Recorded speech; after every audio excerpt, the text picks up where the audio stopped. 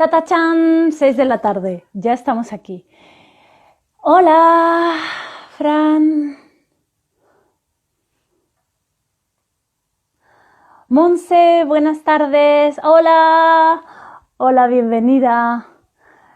Estoy esperando a Fran, que estará dentro de un rato. Emilio, gracias por volver de nuevo. Hola, compañeras de Vigo. Paris Quinton, Juan, buenas tardes. Hola a todas, soy Elena y Jimmy y estoy esperando a Fran. ¿Dónde estás? Aquí te veo.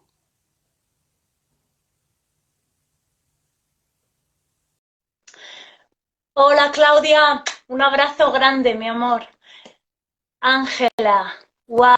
Sí, qué ganas yo también. Hola Fran. Hola, ¿qué tal? Fran, estoy muy bien, estoy muy contenta. Llevamos probando este encuentro desde hace mucho rato ya. ¿Cómo estás? Pues muy feliz de estar con todos vosotros y con tantas personas que conozco que son seguidores tuyos, así que muy contenta. Sí. Ay, yo estoy muy contenta y estoy también muy emocionada porque antes de reunirnos estaba viendo el vídeo que grabaste con Jesús Arrico y dándome cuenta de la relevancia tan grande que tiene el trabajo que haces y que seas mi amiga, es que me siento como muy orgullosa y me emociono. Porque ¿hace cuántos años que nos conocemos, Fran, tú y yo? Pues mira, yo te recuerdo a ti embarazada de tu primera hija en aquel centro cultural en el que aún no se podía hablar del parto, era como feo hablar del parto, por supuesto no usábamos la palabra maltrato, simplemente queríamos que se humanizase y te estoy viendo preciosa, embarazada, en aquel centro cultural en el que fuimos 10 o 12 mujeres que era casi como una reunión de brujas por aquel Era como, entonces. Éramos como una reunión de brujas. Yo fui desde Talavera. Por cierto, mi madre se acaba de unir a la entrevista. Yo iba desde Ah, qué Talavera bien.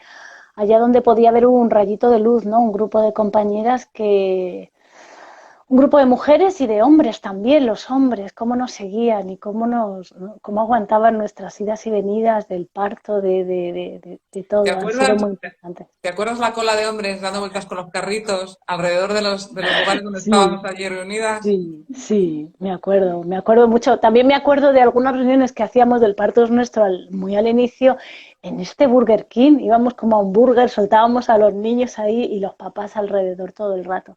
La verdad es que son muchos años ya, claro, 17 años, 17, 18 años. Mm. Fran, y desde ese tiempo a esta parte voy a hablar principalmente de ti, has crecido. Has hecho un trabajo por las mujeres, por nosotras, para nuestras hijas, para nuestras hermanas, tan potente. Yo invito a la gente que nos está escuchando, a las compañeras, a los compañeros, si alguien quiere, en un burger, sí, nos reuníamos, si alguien quiere participar, es el momento para hacer entrevistas, por si salen dudas o queréis saber algo en particular. Por cierto, yo estoy en Reino Unido, Fran está en la Sierra, en Madrid. Por favor, si se cae la conexión, nos vamos a volver a conectar. O sea que si se corta de repente o se pierde la voz o se queda congelada la imagen, vamos a cortarlo y vamos a volver de nuevo. Por favor, te invito a que te unas a nosotras. Fran, la resolución de Naciones Unidas. Lo hemos leído todas, lo hemos leído todos, ha pasado por las redes, ha salido en la prensa, pero ¿qué es exactamente y qué es esta resolución? ¿Qué es lo que ha pasado? ¿Cómo va a afectar a nuestra vida y a nuestra salud? Bueno, ha pasado que cuatro mujeres muy valerosas y tenaces, hace 11 años, se atrevieron a denunciar en los tribunales la violencia que habían sufrido en sus partos y a llamarlo Ajá. por su nombre y apellidos. Y después de todo ese tiempo pleiteando, resolución tras resolución desestimatoria y sexista, pues han conseguido una victoria enorme, que es que Naciones Unidas reconozca que estamos ante algo que se llama violencia obstétrica. Ya lo había dicho la relatora, pero digamos que este órgano, que es como el órgano universal y la más alta jurisdicción que existe en el plano internacional, ha consagrado este término en un documento que tiene valor jurídico. Además, ha dado instrucciones muy claras. En este caso ha condenado a España, pero es un llamamiento que va dirigido, es una advertencia que va dirigida a todos los países firmantes del Convenio para la eliminación de toda forma de discriminación contra la mujer. Les ha dicho que Ajá, tienen que hacer estudios sobre violencia obstétrica, les ha dicho que tienen que formar no solo a sus profesionales, sino también, fíjate, a los jueces y operadores jurídicos qué y personal de la maravilla. administración. Sí, es muy, muy importante. Ha condenado a indemnizar a la víctima y además a crear mecanismos que hagan que las mujeres que sean víctimas de violencia obstétrica no tengan que seguir el periplo que siguieron estas 4 mujeres, porque fueron 4 quejas las que se Ajá. presentaron. Ahora Naciones Unidas ha resuelto sobre una de ellas, pero estamos en espera de que se resuelva sobre las demás. Ujú. Y bueno, lo que ha dicho es que nunca más ya las mujeres tengan que hacer estos periplos judiciales para conseguir que se repare el daño que se les ha causado, sino que los estados, bueno, en este caso España, pero todos los estados firmantes del convenio han de establecer mecanismos para que las víctimas puedan verse resarcidas. O sea que es Ajá. algo importantísimo. La verdad es que ha sido una satisfacción enorme. Y bueno, yo desde mi punto, por supuesto soy mujer y yo también sufrí una violencia durante el parto, el nacimiento de mi hija mayor, pero ahora como matrona, como profesional de salud, esta resolución de Naciones Unidas, que tú dices que es a nivel judicial lo más alto, o sea, ya no es que ahora España va a ir al Supremo, no, por encima del Supremo, yo soy muy ignorante en este tema, explícame, o sea, es el top. Claro, las resoluciones de los comités de Naciones Unidas son Sí. obligatorios, sus resoluciones son Oh, obligatorias para todos los países que firman los convenios. vale, ¿Esto qué quiere vale. decir? Bueno, desde el punto de vista, digamos, de sentar las bases para los estudios que haya sobre violencia obstétrica, las políticas sobre violencia obstétrica. Este es mi teléfono.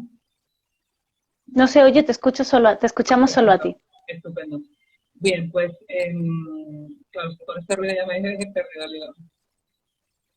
A ver si para. Vale, ya he parado. Ya no sé por dónde he ido.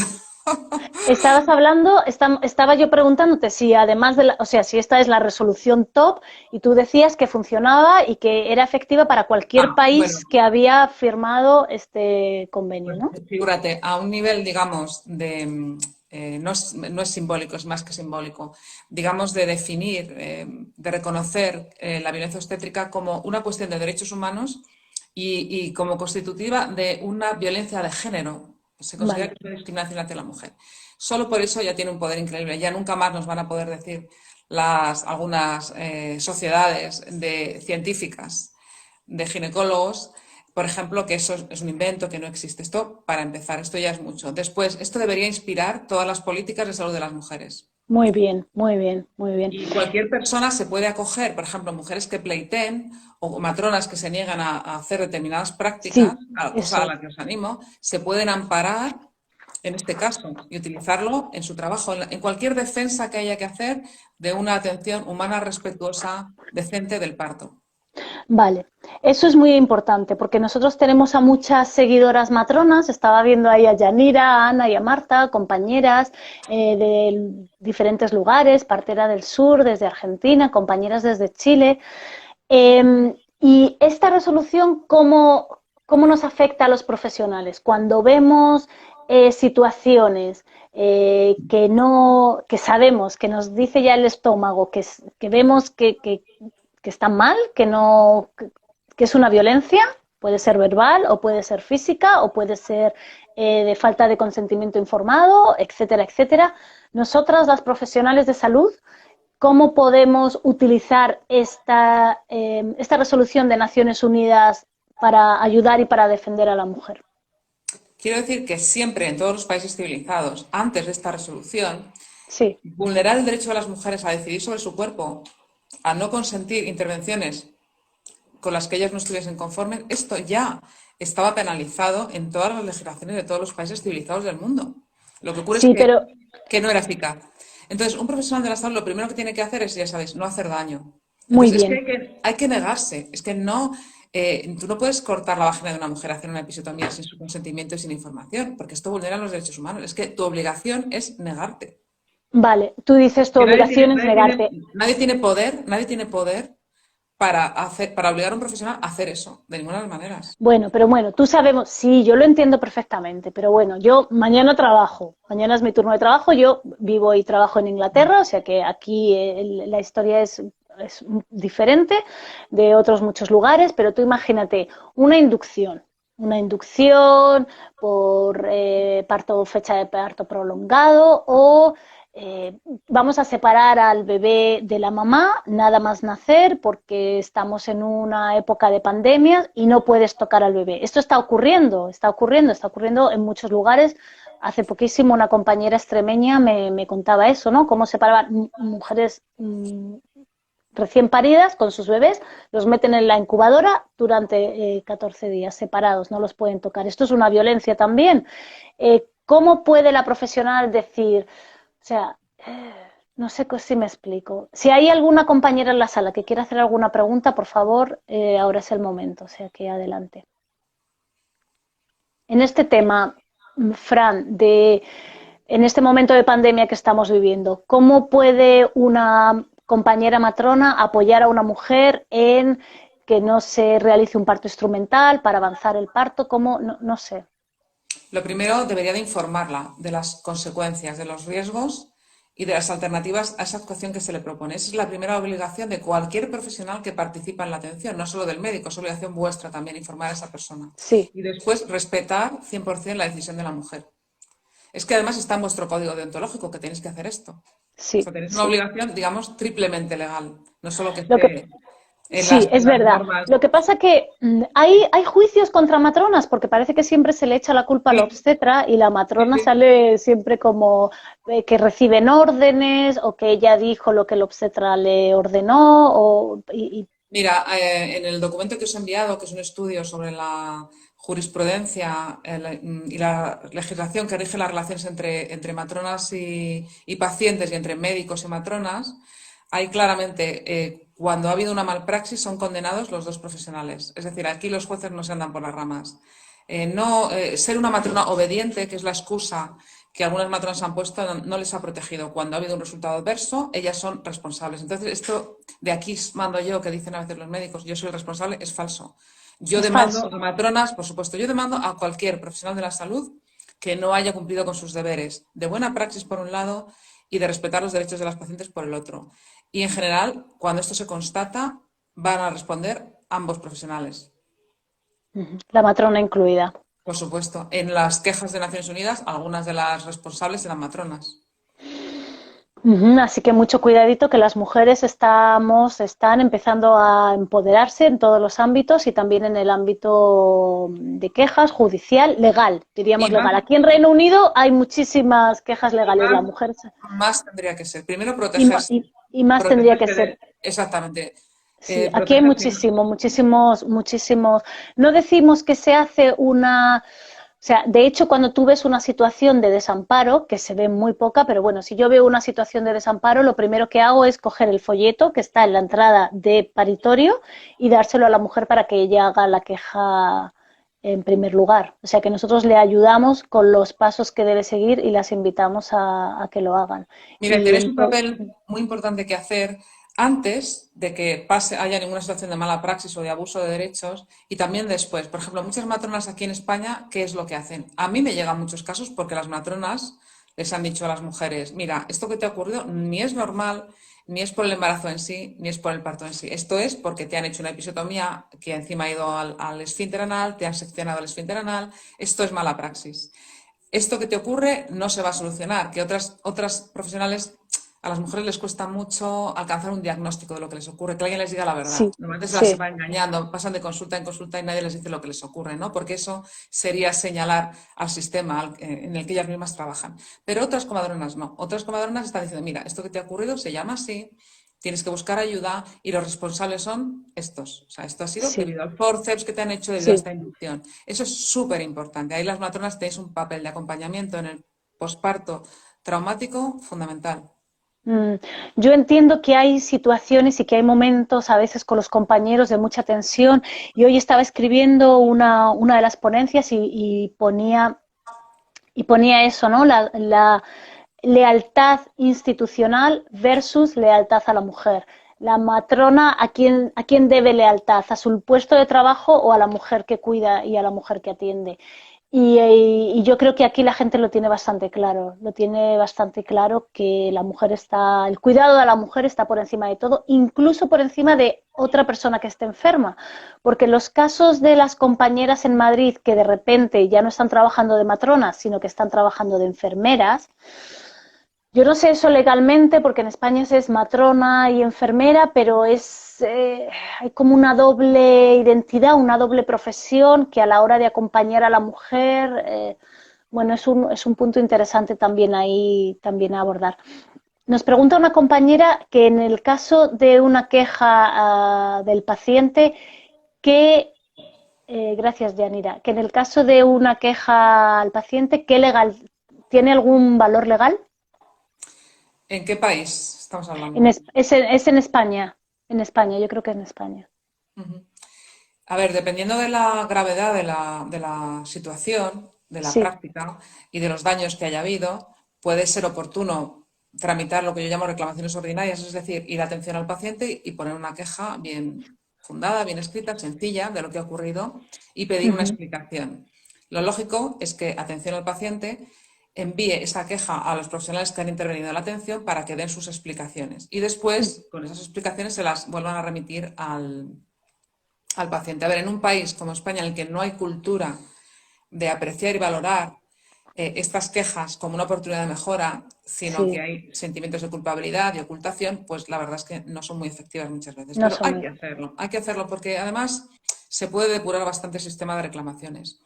Se puede ir a atención al paciente. Si la respuesta que recibimos es estandarizada, vacía de Sí, contenido, nos quejamos a la Dirección General de Atención al Paciente, es decir, a los sí. superiores, para decirles, mire, su sistema de reclamaciones no está funcionando. Esta respuesta es eso, es vacía, ustedes no han investigado lo ocurrido, etcétera, etcétera. Ujú. Se pueden plantear algunas quejas también a los comités deontológicos de los colegios de médicos, que su obligación es Ah, muy investigar interesante. conductas que denigren o sean contrarias a las normas que rigen en sus propios códigos deontológicos las relaciones con los pacientes. Por ejemplo, Ah, muy interesante eso, no lo había, fíjate, no lo había pensado al al defensor del pueblo, por ejemplo. Sí, yo escribí al defensor del pueblo. Si ya estamos ante una malpraxis o un abuso de autoridad que ya ha generado daños graves, lesiones físicas, lesiones bueno, yo llevo a casos que han muerto mujeres, niños que quedan con parálisis cerebral, lesiones del suelo pélvico, incontinencia terrible por culpa de la Sí, ahora dictadura, vamos a hablar de esto, sí. episiotomías, ¿no?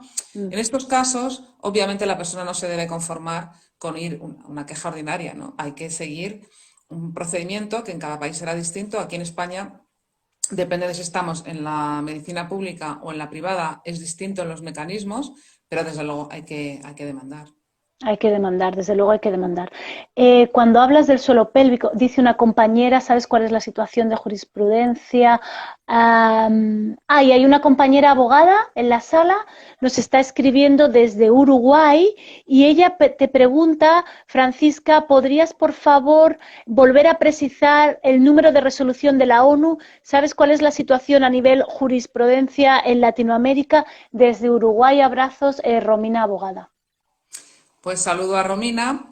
Le he pasado a Elena la sentencia. Sí, Eh, También podéis entrar en mi página web y sí. descargarla. ¿Cuál En es mi tu página página web? sí, www, y es mi nombre, franciscafernandezguillén.com, y ahí tenéis Ujú. una noticia con la explicación sobre la resolución de Naciones Unidas y un descargable de la resolución. De todas maneras, Elena, no sé si tú Sí, por yo Instagram la tengo puedes. en mi página web. Yo la tengo en mi página web, en la newsletter de la página web la publicamos, que es elenajimeibe.com. Y está también ahí porque es muy importante. ¿Cómo afecta esto a las compañeras en Uruguay? Bueno, pues sí, yo no sé todos los países que son firmantes del convenio para la eliminación de la discriminación sobre la mujer, pero me imagino que Uruguay sí, que es un país, bueno, que yo adoro. Yo he estado en Montevideo en un congreso sobre acceso al aborto Wow. y es un país en el que, vamos, yo no me sé la lista de todos los países firmantes, pero seguro que Uruguay está ahí. Entonces, si ha firmado ese convenio, obviamente las resoluciones del comité son vinculantes, con lo cual en Uruguay se puede esgrimir esta resolución igual que en España, Italia o cualquier otro país firmante. Qué bueno, qué bueno. Gracias, Romina, por tu pregunta. Y gracias, Fran, por contestarla. Estábamos hablando de que ha llegado la pandemia y ha quitado protagonismo, pero la importancia tremenda que ha tenido y que tiene la resolución de Naciones Unidas en el caso de estas 4 mujeres. Y además yo Y recomiendo a todos, perdóname, sí, leerla, sí, sí, porque sí, estas cosas suenan a un poco rollo, ¿no? Dices, bueno, pues son muchas páginas, pero es que todas las personas que somos conscientes de lo que es la violencia obstétrica es un placer. Cómo va desgranando todos los estereotipos que hay detrás de la violencia hacia las mujeres en el parto, ¿no? De lo que se espera de nosotras por ser madre, que suframos, que nos conformemos, cómo perdemos valor y pasamos a ser un contenedor. Todo esto está tan bien desgranado en la resolución que yo creo que vais a disfrutar a, leyéndola. dis- a disfrutar leyéndola. Y esto también tiene relevancia en estos momentos. Por ejemplo, quiero decir, en estos momentos de pandemia y de enfermedad mundial que parece que todo vale porque es el COVID-19 o coronavirus, me da igual. Te separo del bebé, te voy a hacer, vamos a speed, como hacer el parto antes, para que el bebé nazca lo antes posible. Esto también, o sea, quiero decir, esta resolución de Naciones Unidas referente a la violencia obstétrica, o a este caso que sufrieron estas mujeres, también cubre situaciones de negligencia que estén ocurriendo hoy en día. Claro, es que, a ver, el tema de la pandemia no significa que haya una patente de corso para hacer cualquier cosa. Es decir, los derechos humanos siguen intactos. Se puede Ajá, limitar algunas cosas, obvio, lógico, ¿no? Se puede limitar la libertad de circulación, etcétera, etcétera. Pero de ninguna manera hacer las cosas que yo estoy viendo en algunos hospitales, en algunos protocolos que están intentando, ¿no? Es terrible, esto no tiene ninguna justificación. Esto es un abuso puro y duro de poder y no está justificado. Y luego vendrán las consecuencias, porque no nos olvidemos que ahora todo el mundo está asustado, las mujeres tienen miedo, todo el mundo está quien puede haciendo lo que le parece, pero luego habrá que despejar esto y situar las actuaciones en su lugar. Y su lugar es eso, el respeto a los derechos humanos y, en primer lugar, a la salud de las mujeres y los niños. Esto tiene eso que ser es, lo primero. El estado de alarma, en nuestra sí, legislación, por ejemplo, nacional, en la excepción de la pandemia, es decir, siempre es necesario el consentimiento informado de la persona que va a sufrir una intervención. sí, Ahora bien, las excepciones a esta norma son, por ejemplo, epidemia. ¿Pero qué sí, dice la ley? A ver, la excepción es siempre respetando la salud de esas personas, es decir, limitar sí, respetando la salud.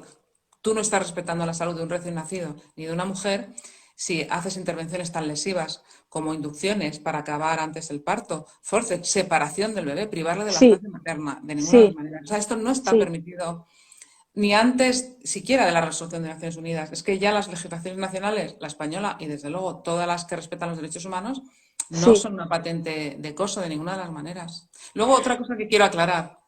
En algunos hospitales se han implementado protocolos y muchas matronas no están conformes, ni por supuesto las mujeres, porque son una barbaridad, son un verdadero disparate. El Gregorio Marañón dice que ha sacado un protocolo que van ¿cómo se llama? Que va a mantener el contacto piel con piel online con tu bebé. Es decir, le van a poner al bebé, separarlo de la madre, ponerle una cámara al bebé y otra cámara a la madre. Y eso lo llaman piel con piel. Pero bueno, pero, estamos locos, pero estamos estamos. locos. ¿Se piensan que somos tontas? Me, Es alucinante. Es muy grave, ¿eh? A mí me parece muy grave. Nos pregunta una Sí. compañera qué ocurre con las mujeres que quieren parir en casa porque no quieren ir al hospital. Perdóname, pero es que Sí, no acaba el argumento anterior. sí, Lo que quería decir con este ejemplo es que un protocolo no es una norma jurídica. Los protocolos no son leyes, no tienen este valor. no. Entonces, son guías, recomendaciones que cuando están basadas en la evidencia científica son muy útiles, son Vale, valiosas. Ahora bien, cuando son un disparate, no tienen ninguna justificación y no son normas jurídicas. Entonces, un profesional, por lo que está vinculado en primer lugar, es por la evidencia científica. muy Y bien.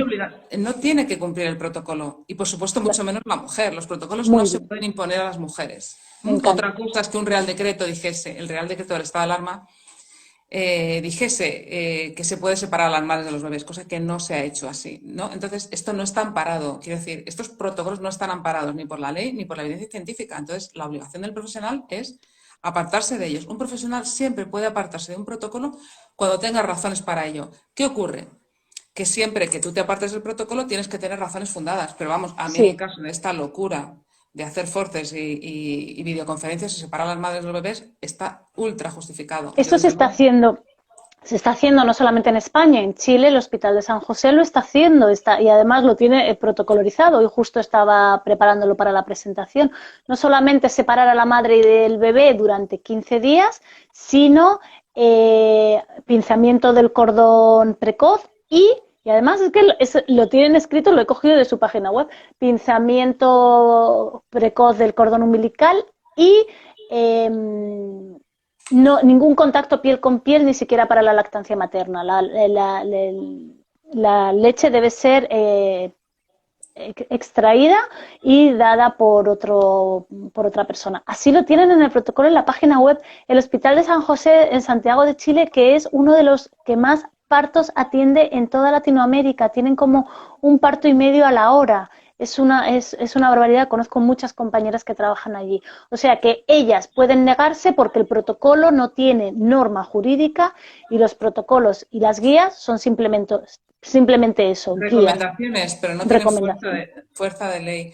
Vale. Mi asistente me estaba riendo antes, no porque tenga gracia, lo que me estás contando no tiene ninguna gracia, pero me estoy riendo porque mi asistente me estaba diciendo que eso no es un protocolo, es un protocolo. Protocolo. Pues la verdad es que sí, la verdad es que sí. Fran, y nos escriben compañeras ahora mismo, yo no sé si tú ves las letras, por favor, ¿me podéis No. escribir y decidme si veis la cara de Fran? Porque yo veo los comentarios, pero no sé si podéis ver su rostro. ¿Alguien me puede escribir y decírmelo? Nada, bueno, no importa. ¿Qué ocurre con las mujeres, Fran?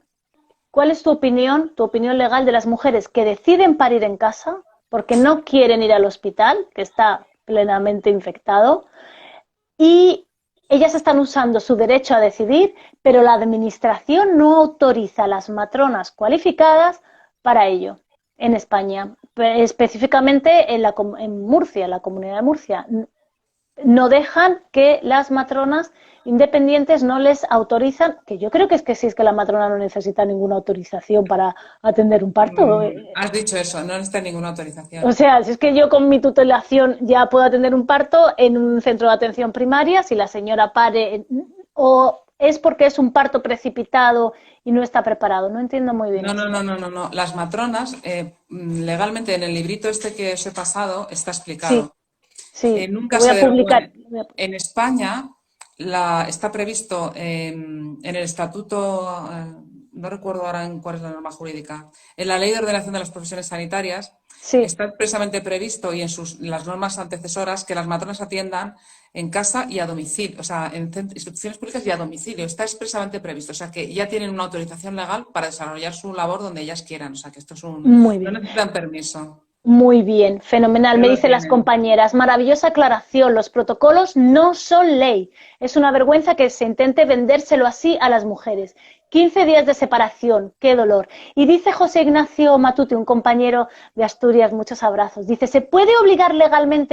eh, ¿se puede obligar legalmente a los responsables a sentarse a reflexionar sobre lo ocurrido después de la pandemia? Porque es que es muy grave todo lo que está ocurriendo. Bueno, Legalmente, a ver, las vías que yo conozco, pues son si una mujer denuncia o una organización de consumidores y usuarios plantea demandas colectivas, esa sí, sería una forma, ¿no? de obligarles. una, Yo creo más muy en bien. el trabajo social, ¿no? En el cuestionamiento, todo lo que está haciendo las matronas en algunas comunidades de protestar, de negarse a hacer determinadas cosas y elevarlo a Sí, los medios de comunicación. Las sí, mujeres negarse, las mujeres plantarse, o sea, las mujeres directamente. plantarse. Lo que pasa que las Es que mujeres, lo que pasa que muchas veces durante las mujeres, al final del embarazo, están cansadas, tienen miedo, están asustadas, no saben lo que les espera. A mí me parece que, por supuesto, las mujeres, nosotras lo hicimos, embarazadas y recién paridas, pero sobre todo ahora como profesional me doy cuenta de que la matrona tiene un papel ahí de acompañamiento y de defensa brutal y de speak up, ¿no? Como se dice aquí en inglés, que es voy a hablar por ti y voy a apoyarte. efectivamente, es una labor de abogacía de las mujeres, muy Uh importante la -huh. que tenéis. Fran, me parece interesantísimo todo lo que dices. ¿Y en qué estás trabajando? Ha sido, además de la resolución de Naciones Unidas, tan importante y tan clave para todas las mujeres, ¿En qué estás con las manos en la masa? ¿Cuál es tu último proyecto? Bueno, pues uno es desarrollar el observatorio, que es un grupo de expertos en los que estamos trabajando. Estamos, bueno, preparando proyectos de investigación importantes en violencia obstétrica. También llevo muchos casos, me horroriza, algo que tú conoces bien por tu trabajo, me horroriza mucho las lesiones, las mujeres que quedan con incontinencia, cómo sufren por malpraxis, por episiotomías rutinarias, por forces innecesarios, todo esto me preocupa. Entonces, como abogada, tengo muchos casos. Quiero a veces, bueno, mi propio perito, ginecólogo, el que me acompaña en los juicios, y ya les dice a los jueces, por favor, paren esto, o sea, paren esto. Ah, tal Él cual. explica, mire, antes hacíamos, que estaba muy mal, dice, hacíamos episiotomías centrales que iban hacia el ano y nos cargábamos muchos esfínteres anales. Dice, pero al menos sabíamos repararlos.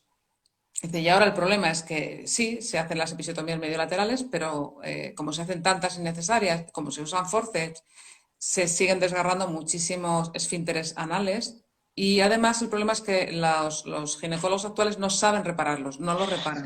Es decir, dejan que el esfínter se pierda, que es como una cuerda de guitarra, Sí, tú lo sí, sabes, no los encuentran. Entonces, esto me parece tan terrible porque luego las mujeres quedan con incontinencia. sí, He llevado sí. casos, muchos casos estoy llevando de estos. Afortunadamente, a ver, me produce pesar, es decir, como abogada, pues sí, claro, estoy contenta de que se hayan indemnizado a las mujeres, pero como activista y como mujer me aterra, ¿no? Mujeres jóvenes que quedan que no pueden hacer deporte, a veces no pueden tener hijos vaginalmente, tienen que llevar un neuroestimulador, se llama neuromodulador de por vida, han quedado con incontinencia fecal, urinaria y de gases, que es muy traumático. Sí, sí, yo no, tú sabes que nosotros hacemos la formación el curso actualizado de sutura perineal con Shala Bakhtiari, que es un monstruo, que es una gurú de diagnóstico, protección y sutura perineal, y yo he visto a muchísimas mujeres con ella en la consulta en Reino Unido.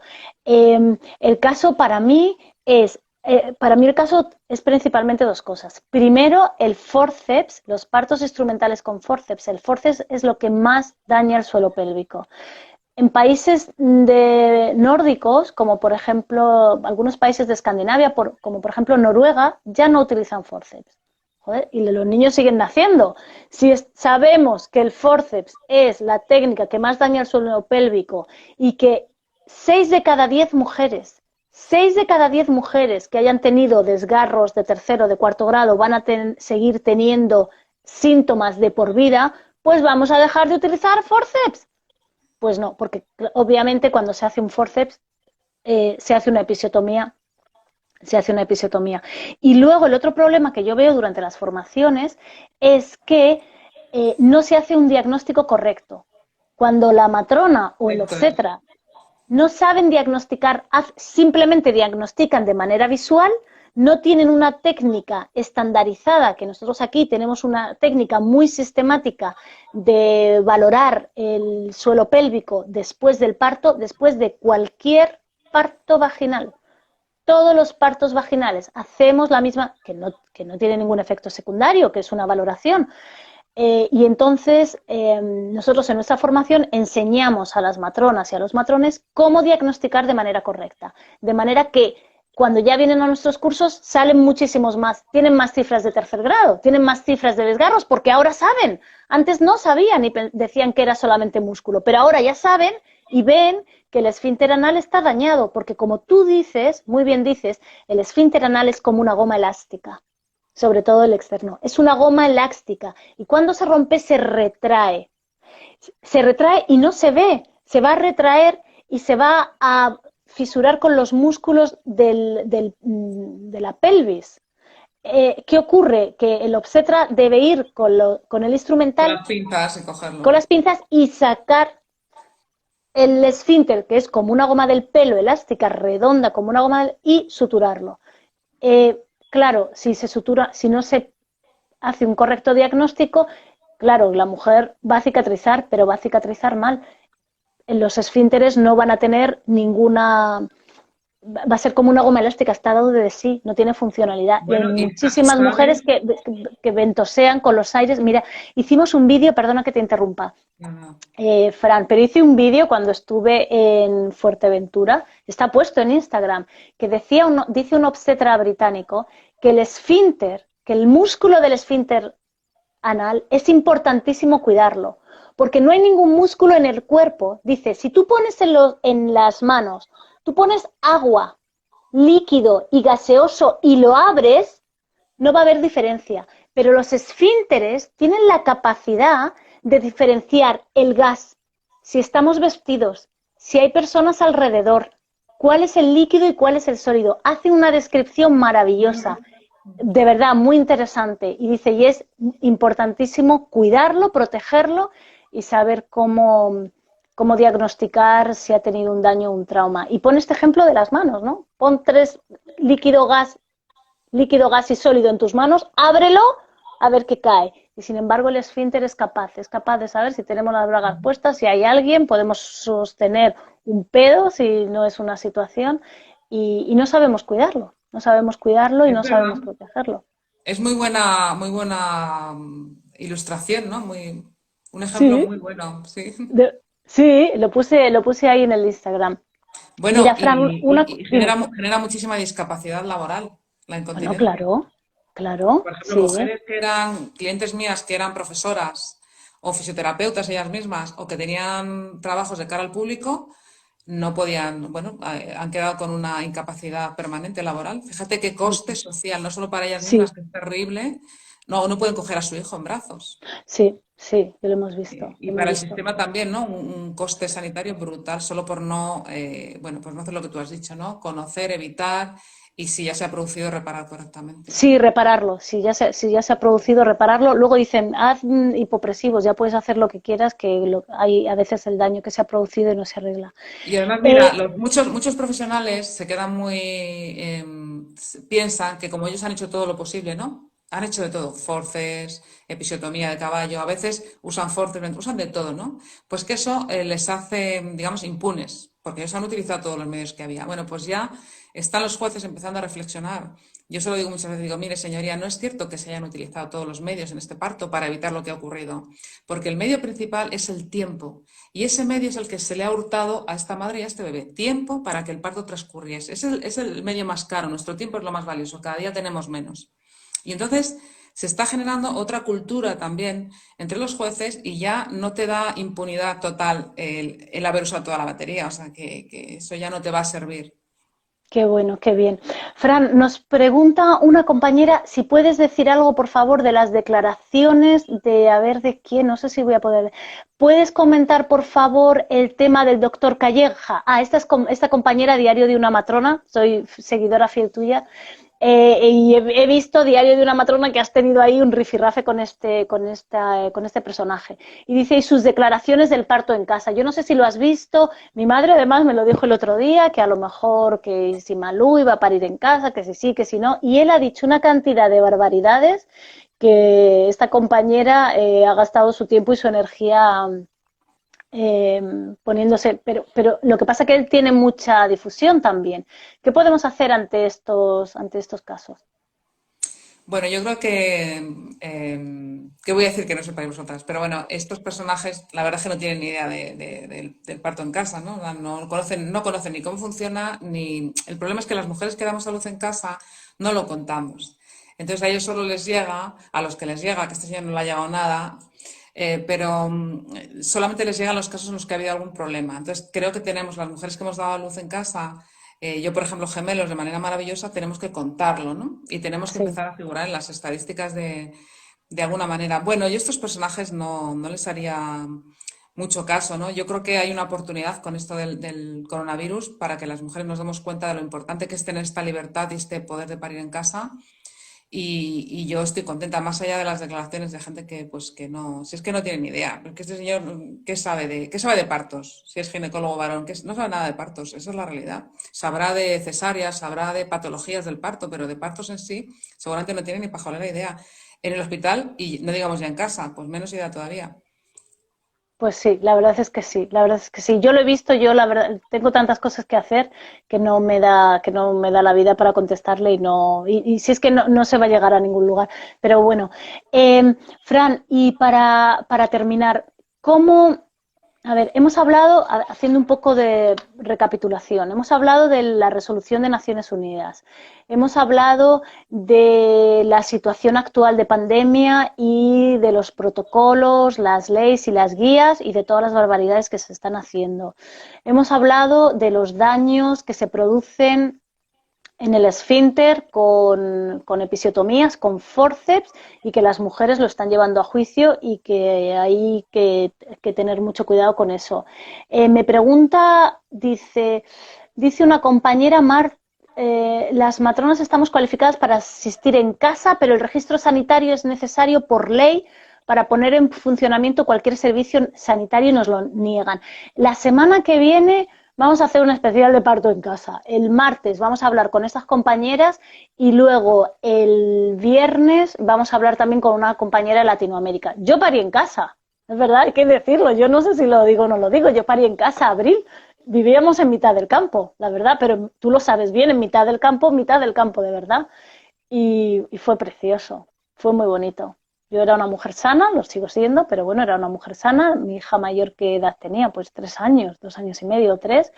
Y fue, claro, glorioso y sanador. Y recuerdo tu parto también perfectamente. Recuerdo tu parto perfectamente, el parto de tus niños y cómo estábamos todas pendientes, ¿no? Pendientes de ti, pendientes de cómo iba y la verdad es que ahora paren muchas más mujeres en casa, pero en aquella época estábamos contadas con los dedos de las manos. Y yo recuerdo Nacer en Casa era una asociación en la que nos apoyábamos muchísimo para ello. Yo abogo la actualización de la matrona, que todas las matronas tienen que saber atender partos en cualquier momento y en cualquier situación, y por supuesto eso es a lo que me dedico ahora, actualizarlas en su práctica clínica y a saber cómo manejar una urgencia, si es que ocurre, hasta que llegue la ayuda y apoyar a la mujer en su decisión. Muy Dice esta... importante lo que haces, muy importante. Sí, la verdad es que a mí me Enseñar, gusta mucho. enseñar a suturar, enseñar a prevenir todo esto, esta Sí. iatrogenia, es el mejor bien que se puede hacer a las mujeres hoy en día. Sí, yo creo, a mí me encanta y me gusta muchísimo ir a España y yo creo que España está en un momento vital de cambio y yo veo esta historia de la pandemia como el momento para un empuje. Hemos hecho un vídeo y lo hicimos en Toledo hace unos meses y ahora es como el momento. Somos autónomas, somos competentes, tenemos que estar al lado de las mujeres. Es que las mujeres están desnudas, ahora solas, desnudas, solas, con miedo, con dolor, no todas, pero una gran mayoría, y sobre todo si paren en el hospital. Y nosotras tenemos que estar ahí apoyándolas con compasión, con profesionalidad y dando lo mejor. Me dicen que, bueno, escribe Camila desde Argentina, dice que quizá con el tiempo haya esa posibilidad que sea bien vista, por ahora están muy lejos y falta mucho. ¿Qué más? ¿Qué más? ¿Algún otro comentario? Dice, gracias por enseñarnos a aprender a suturar. Es un momento para reivindicar el poder de las matronas, dice Claudia, pariente de Entre Mamás. Sí, es un momento para reivindicar el poder de las matronas y que cuiden a las mujeres, también en el posparto, aunque sea con una llamada, sea como sea, ayudarlas y protegerlas. Pues, Fran, no sé si quieres comentar algo más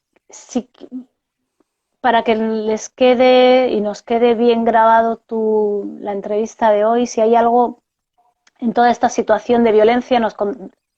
Ahora recuerdo que hay un comentario en el post que hacía de Elena, ahora no es momento, eso es que me hace mucha gracia, ahora no, y estás ahí, Puerto, yo creo que estás ahí, eh, que es un momento de defender la vida y que no es un momento para defender la violencia obstétrica. ¿Tú qué opinas de esto?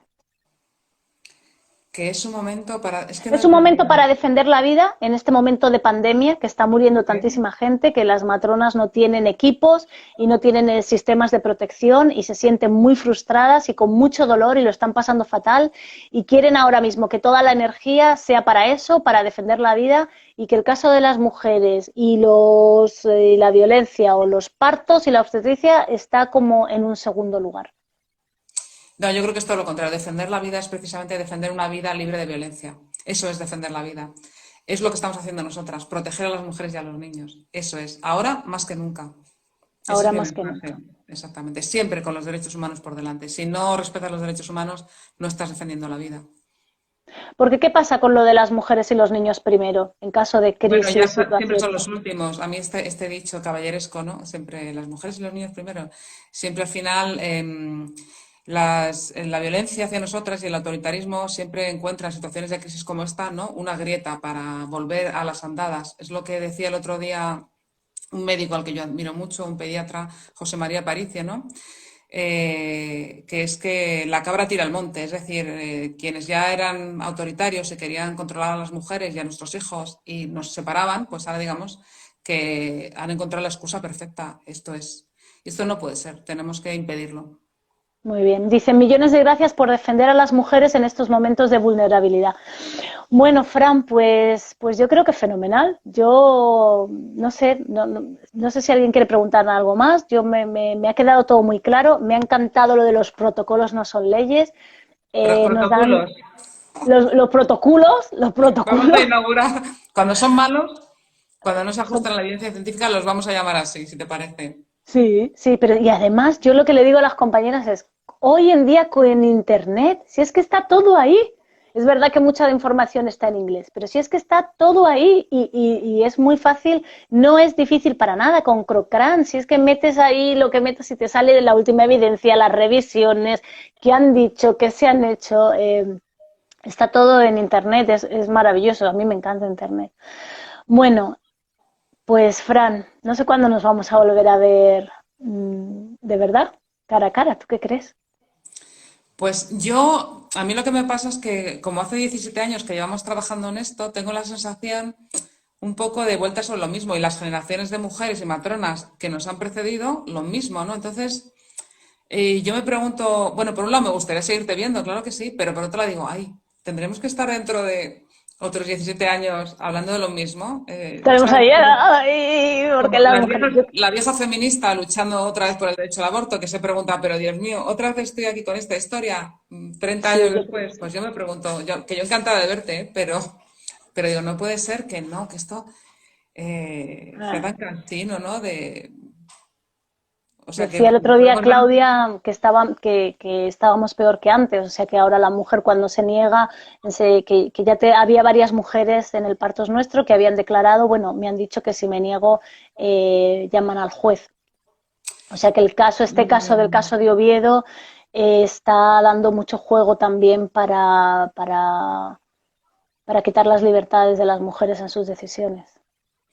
Bueno, el caso de Oviedo, como ha recaído entre medias esta resolución de Naciones Unidas, creo que el camino solo puede ser uno, ¿no? Y es que al Muy final, bien. pues, creo que esa va a ser la solución. Y bueno, pues sí, creo que algún día esto ya cesará. La verdad es que no queda otra y creo que nosotras tenemos que ser un poco más conscientes de nuestro propio poder, maternas y mujeres, y Claro que ejercer sí. los derechos.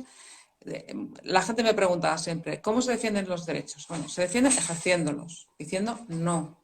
Y no Muy seamos bien. tontas, seamos listas. No le digas a tu ginecólogo, no digas en determinados centros lo que vas a hacer. Hazlo, pero no lo digas. No lo digas, Mm, protégete.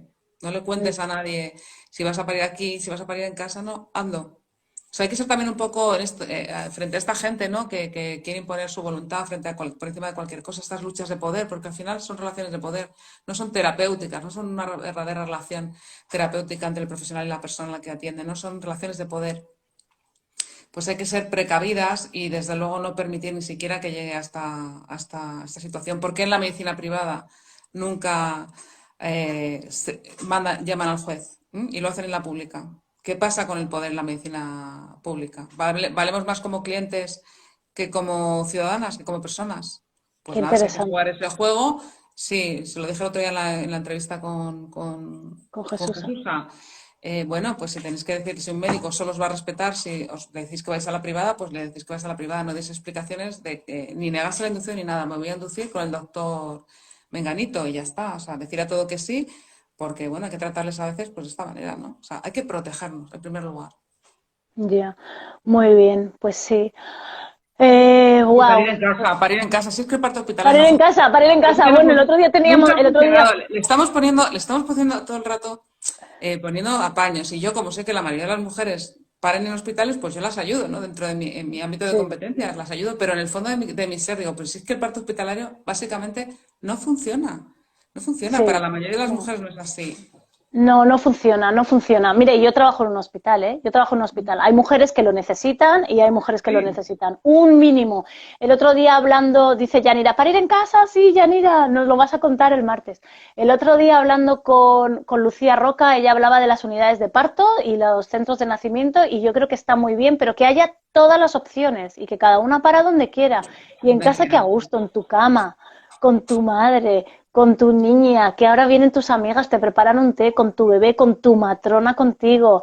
A mí me parece Y maravilloso es más, no, no es que sea más bonito, es que es más seguro para y mujeres es más también que seguro. en casa. Sí, yo a los que me cuestionan la seguridad del parto en casa les cuestiono la seguridad de su parto hospitalario, porque yo que como abogada veo las consecuencias, toda la iatrogenia, todas las lesiones que se producen, todas las cesáreas innecesarias, lo que he dicho antes, ¿no? Todas las lesiones del suelo pélvico, niños que fallecen en inducciones del parto. Yo que veo todo eso les digo, pero ¿cómo podéis seguir manteniendo la seguridad del parto hospitalario si ni siquiera sabéis cuánta gente, cuántos niños fallecen? En España, esto no lo sabe mucha gente, no Pero sabemos bueno, las tasas de mortalidad. Están pero que yo, defendiendo una que cosa sí, que mira, pero que no mira, lo conocen, no conocen porque no hay parámetros unificados. Me da pero ¿qué risa. me Estáis vas a hablando contar, de seguridad Fran? del parto en casa, pero ¿qué estáis hablando? Pero ¿qué me vas a contar? Pero si eso lo dije en Asturias y que estará por ahí Nacho y Cristina, que estaban ahora mismo ahí. Lo dije en Asturias, enseñé en Reino Unido que aquí pasan muchas cosas también y que esto no es perfecto. Pero aquí hay un sistema estadístico maravilloso que yo estoy completamente enamorada, que se llama Embrace,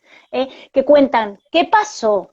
¿Qué pasó a la mujer? ¿En qué semana estaba? Es que lo describe todo, es un caso clínico y después de y sale cada 3 años, es un documento que sale cada 3 años, trienal. Y después se cambian los protocolos a nivel nacional. Nadie tiene que hacer turismo obstétrico para que me atiendan en un hospital porque me atienden mejor que en otro. En todos los hospitales se atiende de la misma manera, en todas las regiones, porque hay un sistema, el NICE Guideline, que dice se han muerto estas mujeres porque, ¿qué pasó? Pasó esto. Primero se mueren más las negras, ¿eh? En todos los lugares, no en España, en España también, en España no se sabe qué pasa con las árabes, con muchísimas mujeres chinas de otras nacionalidades que no pueden comunicarse de manera correcta. Y este estudio de Embrace, lo dije en Asturias cuando me invitaron, me invitó Elena Herrero a hablar en el que era el aniversario de su asociación de lactancia materna y salía en un periódico como en España las mujeres se mueren, las embarazadas se mueren y no sabemos por qué. Pues si es que es verdad, Es que es pero si verdad. es que, si es que es verdad, si es que la SEGO sacó un formulario, un cuestionario y de 100 contestaron 40. De 100 hospitales contestaron 40. No están obligados a decir las tasas de mortalidad materna. Pero ¿dónde se ha visto con los aeropuertos y las carreteras que hay en España que no se sepa por qué mueren las madres? ¿Qué es lo que ha ocurrido y no se cambien protocolos? Y no solamente eso, Fran, sino que las cifras de mortalidad materna del Instituto Nacional de Estadística eran completamente diferentes a las cifras que había sacado la SEGO.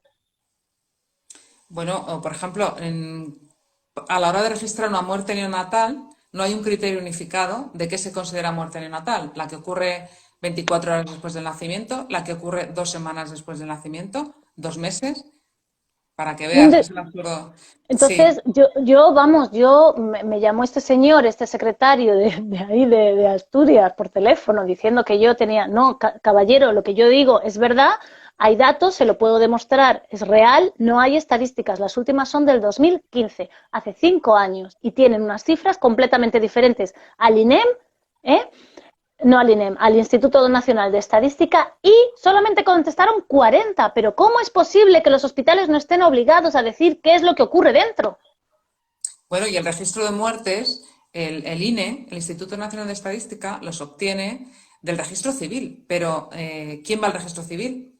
Solamente determinados padres, si quieren, porque es un registro cuando el bebé ha fallecido, quien quiera va al registro civil, quien quiera, o sea, habrá muchos padres que no se molesten en ir al registro civil, por ejemplo. Sí, O sea que ahí no es está la un... causa, ahí no está la causa, por No. ejemplo, del Entonces, queda fallecimiento. mucho trabajo todavía, queda mucho trabajo por hacer específicamente en el cuerpo de las mujeres. Me escribe una mujer en exclamación, por favor, ¿qué pasa cuando la mujer no quiere tener estudiantes? Por favor, pregúntale el derecho de la mujer de no tener estudiantes. Pero vamos a ver, y dice Mujeres Semilla, pero las estadísticas del famoso virus las hacen a diario. ¿Pero de qué se mueren las mujeres? No, cada 6 años.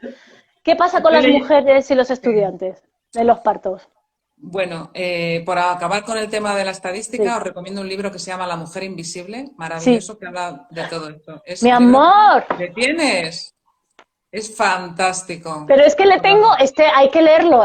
Claro, vino a Norwich el día 8 de marzo, fue mi ¿De cumpleaños el día verdad? 7 y fui a verla y lo he comprado. Sí, y tengo el libro porque es Invisible Women. Tengo 2 y espérate que te voy a decir una cosa que vas a flipar. Abril, mi hija Abril, con 12 años, la estudian en el colegio. En el Madre mía. colegio están estudiando fragmentos de este libro maravilloso, que esto es para otra entrevista. Eso es para otra Invisible charla. Women, de Calo. Además, la tipa es que es graciosísima, tiene un humor. Dio una ponencia y la gente se meaba de la risa de pena. De pena Sí, pero sí. hay que hacerlo así, sí, sí. Pues me encanta. Qué bien que conozcamos las dos ese libro. Claro, claro, sí, y fui sola. Mi amor, fui a su ponencia, fui sola, ahí me senté, fui mi autorregalo de cumpleaños, ir a escucharla el día 8 de marzo y me quedé, bueno, ya le hablé del Partos Nuestro, fui a que me firmase el libro, yo pensaba que hablaba español, su español era, pues, como lo van a hacer, hablaba español muy mal, aunque sus padres son españoles, y ella es una periodista sensacional y no conocía el Partos Nuestro, y yo, ¿no conoces el Partos? Y me quedé ahí toda como frustrada, pero ella ha hecho una investigación maravillosa. La mujer que ha conseguido, por favor, escuchad esto atentamente, que en los billetes de Reino Unido salga la primera mujer que no sea de la realeza. En las libras Fantástico. esterlinas siempre sale la reina, tal. Ella ha conseguido que la primera mujer, que es Jane Austen, una escritora británica, una de las mejores, la pongan en los billetes de 10. Y después de eso ha conseguido que pongan un monumento de mujer en el Parlamento británico, que había como Fantástico. 30 estatuas y eran 30 hombres. Y la decían, si ves que ya las mujeres estáis en todos lados, ella es muy graciosa, decía, pero si ya estáis en todos lados, ¿para qué queréis? Y lo han conseguido, hay una sufragista, la primera mujer sufragista que nos ayudó al derecho al voto femenino y ha sido por ella ha hecho una campaña brutal en las redes sociales. Fantástico. Bueno, pues si quieres, respondo la pregunta sobre los estudiantes en los partos, que la he respondido Sí. ya muchas veces. El Tribunal Europeo de Derechos Humanos incluso ha dictado una resolución en la que dice que esto vulnera el derecho a la intimidad personal y familiar. Entonces, no tiene por qué soportar una mujer la presencia de ningún estudiante, de ninguna persona que no esté adscrita a su cuidado en el paritorio. Me han dicho, bueno, ¿y qué ocurre cuando un hospital es universitario? En la ley no hay ninguna excepción en orden a que el hospital sea universitario o deje de serlo. Si los estudiantes quieren aprender, lo primero que tienen que aprender es a respetar la dignidad de la persona a la que atienden. Esta es la primera Ole, lección que deberían darle sus profesores. Pero es que además, hospitales universitarios, no universitarios, todos están sometidos a las mismas normas y qué al bueno. código deontológico de las profesiones médicas y también de enfermería, que dice esto, que hay que respetar la intimidad de los pacientes. Así que la respuesta es muy clara, no. Un No. estudiante que quiera estar en un parto tiene que pedir permiso a la mujer si quiere estar ahí, y si ella se lo da, fenomenal, y si no, pues tendrá que irse, y da igual, es irrelevante si el hospital es universitario o deja de serlo. Te voy a contar cómo lo hacemos aquí. Nosotros el estudiante no pide permiso, lo pide la docente sin el estudiante estar presente. El estudiante está fuera y yo le digo a la mujer, María, buenos días, tengo un estudiante hoy conmigo. ¿Tú quieres que esté presente? ¿Te importa que esté presente? Sin él, para que la mujer no se sienta obligada o de decir sí o no. Y entonces ella me dice lo que sea, yo salgo y le digo al estudiante, ¿puedes o no puedes? ¿Te ha dado consentimiento o no? Y luego el estudiante se presenta, pero lo tiene que hacer para que no haya un conflicto emocional. Tiene que ser la docente sin que el estudiante esté presente. Por ley. Bueno, Fran, es que estaría todo el día hablando contigo. Y yo contigo. Mira, mi Ya, versión de La mujer invisible. ¡Ay, claro! La mujer Para invisible. las españolas que os lo compréis, fabuloso. Por favor, tenéis que comprároslo. Invisible Women, es maravilloso, todo evidenciado, todo estudiado. Un día, oye, pues podríamos hacer otra entrevista sobre Invisible Women y esta mujer divina, Caroline Criado. Cariño, nos queda 8 segundos.